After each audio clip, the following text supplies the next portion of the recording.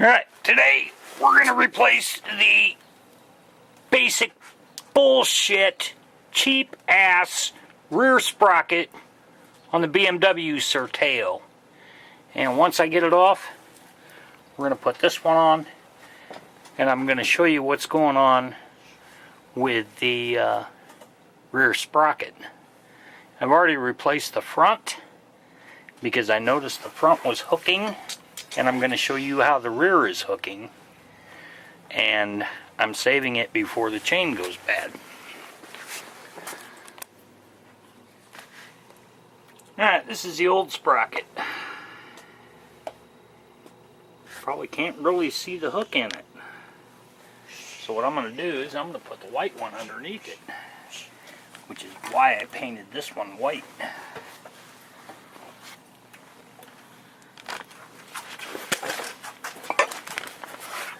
Thanks, guys. Don't worry, I'll cut it.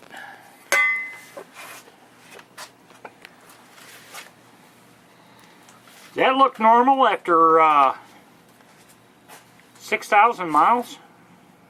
Really?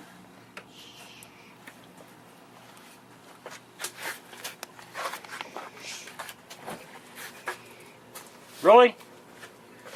That's the wear you get out of a stock BMW Certeo sprocket.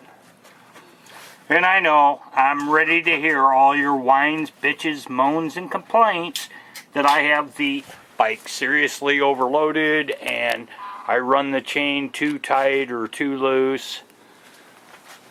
Bullshit. The KLR did not do this kind of bullshit. Look at that. Both sides. So we're going to put a new one on, and then we'll be done with BMW Drive except for the chain, which that'll be next month. Alright, here's the issue. On the new one we've got a concave inside, and we've got a flat side. On the old one we have a flat side and a flat side. So the big discussion for the last half hour has been which way to put this on.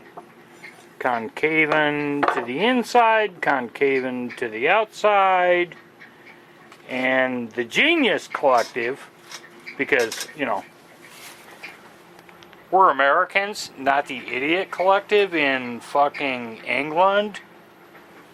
We're going to go concave inside to the inside because we rock. Oh, hey, baby. Yes, we do.